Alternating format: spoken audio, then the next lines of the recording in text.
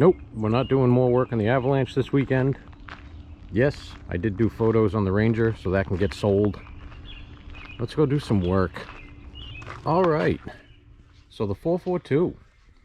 We have a potential buyer coming to look at it today. I think it's probably going to go. This guy apparently buys a bunch of good driver condition, numbers matching cars, which is exactly what this is. So hopefully she goes off to a new home. This Eldorado, it's just a thing of beauty. Hubcap's off of it, so it's over there on the table. But look at this thing. It's literally 85 feet long. It's amazing. It's convertible. I don't even want to know the body shake this thing has over bumps, even though it is a full frame. But it's beautiful. Look at this crazy thing. You know what I really loved about this era of cars, besides just the gross excess of how giant this car was? Look at the wood grain. Look at the inlay work. The handle. Unbelievable. I mean, this car is super stupid clean. Just unbelievable. We're just doing a bunch of maintenance upgrades, fixing a couple things on it. One of the other cool things I love about these cars in this era, number one, look at your outside temp. That's just awesome. Number two, you've got directionals, but you've got a directional indicator so that from your driver's seat you can see if your directional's on, because apparently the indicator on the dash was not enough. Just look at, I'm gonna say probably this grille and this bumper weighs more than half of my Cadillac. But thing's awesome. So good looking. Love it. Gonna take care of a few small things on the El Camino so it can go to exhaust. It went from this spot to that spot to back here, and apparently, I mean, you guys saw in the last video I had it up and running. I bled fluids and they can't get it running, so gonna do some quick troubleshooting on that. Also, this GTO they started taking apart. So this was thinking a head gasket issue, turns out to be true. I guess whoever built the motor was not us, was not the owner. Kind of didn't tighten any of the head bolts down on these nice Edelbrock heads, so they were like super loose. I'm kind of amazed it ran at all. So we're checking the block, checking the heads, making sure everything's good, and we're gonna reassemble it and put it all back together. And then I think he wants to do Dakota digitals, I can't remember, and a couple other small things. But yeah, let me see, can I do this one-handed today? No, I can't. All right, let me get this hood open. Let me go touch the key and see what the heck is going on with this thing. Well, how do you know you're gonna be off to a bang-up start? When you find out the key has been left on overnight and the battery's stone dead.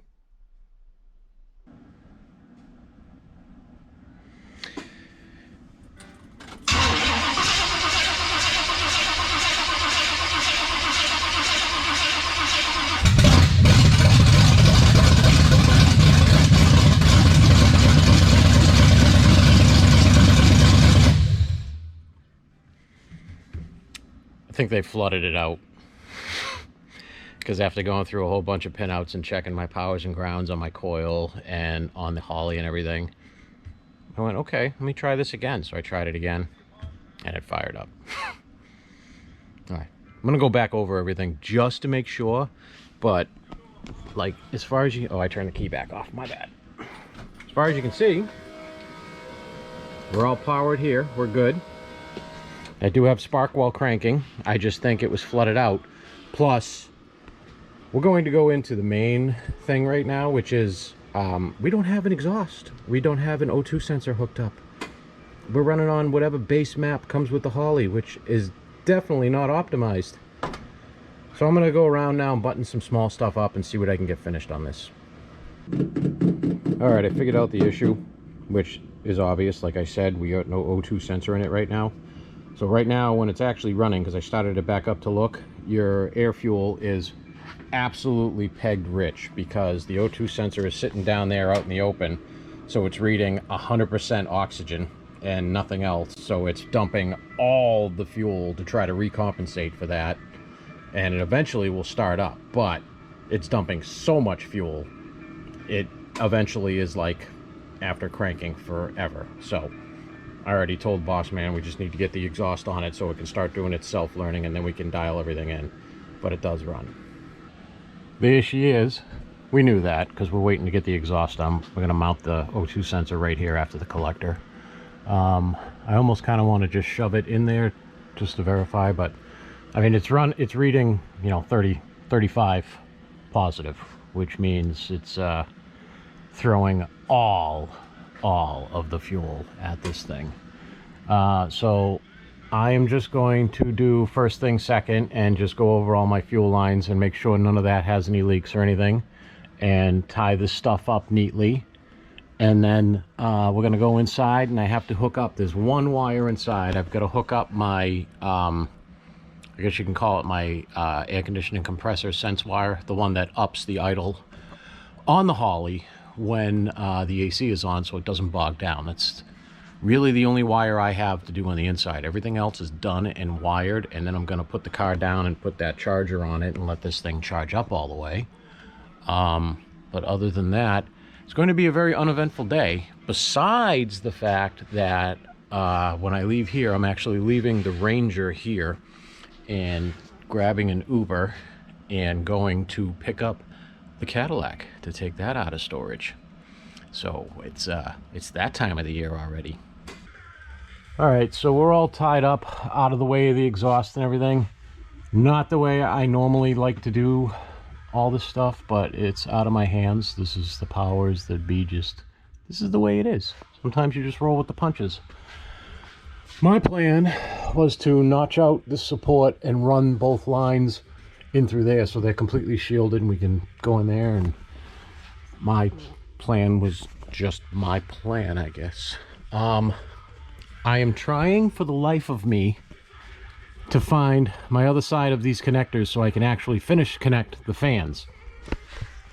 Last week, no, I wasn't here last weekend because I worked at Ferrari. The weekend before, I think it was only a partial day because that's when I closed on the house. By the way, I closed on the house. I now own the house. I now have a whole new version of stress and heartburn and worry trying to figure out all this stuff as a first-time home buyer. I just need to get my first few mortgage payments, taxes, water bill, all that. I need to have a known variable for every month, and then I'll be good. Because if it's unknown, my brain don't work that way. So we did buy a ton of those connectors, and I brought them here the last time I was here. But if I can find them anywhere in here, god damned me, because I don't know where they is.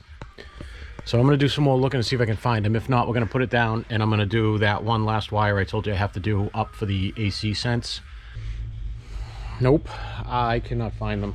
So they're in the abyss somewhere, and someone's going to have to put on the dive gear and try to find them, because I have no idea. I have found some of the stuff that I dropped off with them that weekend, but those, I don't know.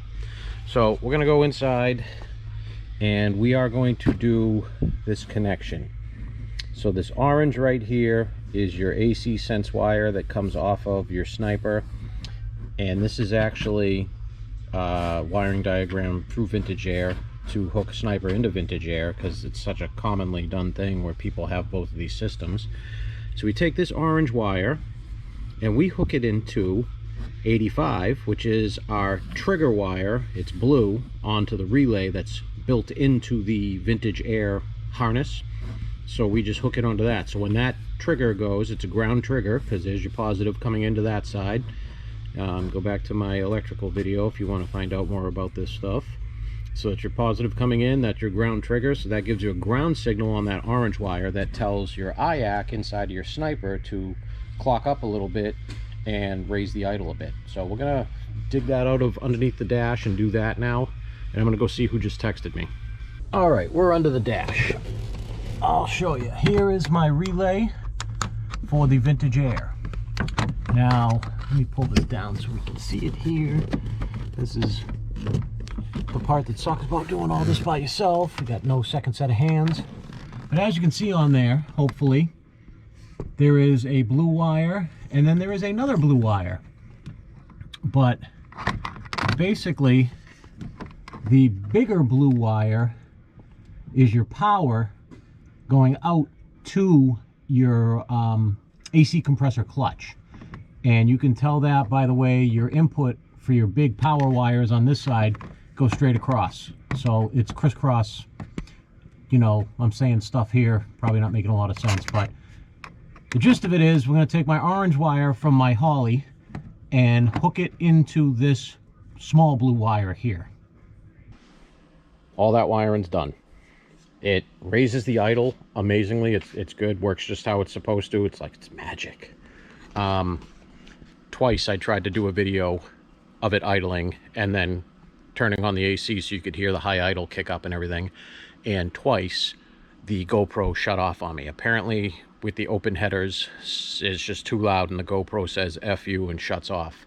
So you're gonna have to take my word for it until we get the exhaust on this thing and you can hear it.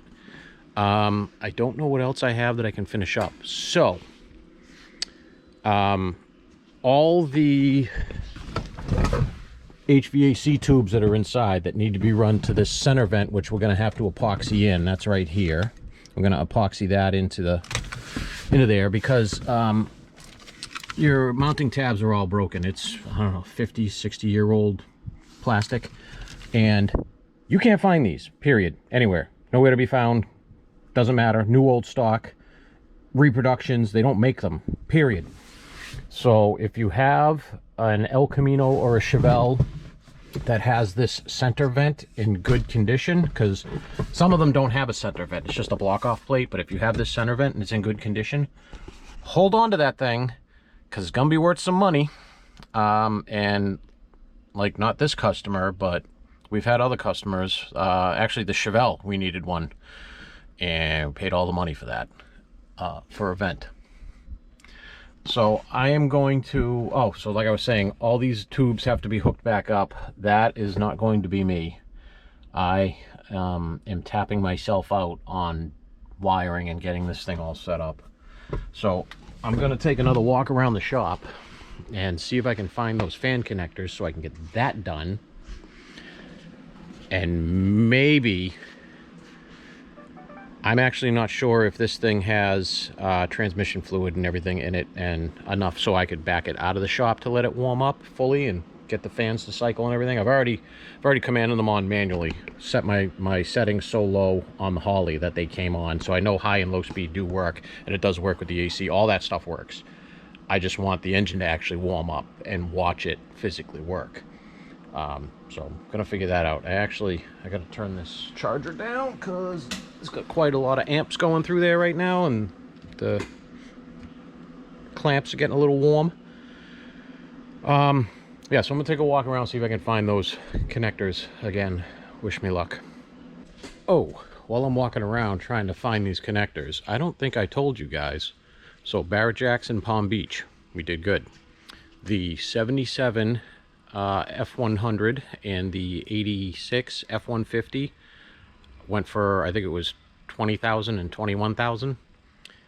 The 70 El Camino on the Art Morrison chassis, the really nice build, that went for 99,000. And the big boy of the group, the little Corvette go-kart, that little tiny thing that was parked over here on the side, that effing thing sold for $25,000. Not complaining, just don't understand it. Yeah.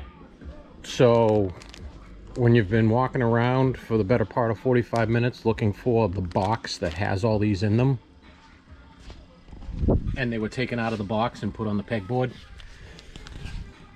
this is my life. All right, I want to put this up in the air and finish wire my cooling fans, and then I think we're just about done for today, because then it's Hot Rod Cadillac time.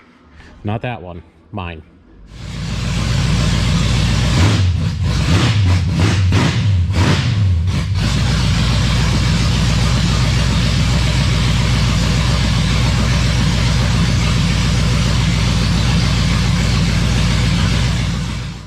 All right, that's it for this week.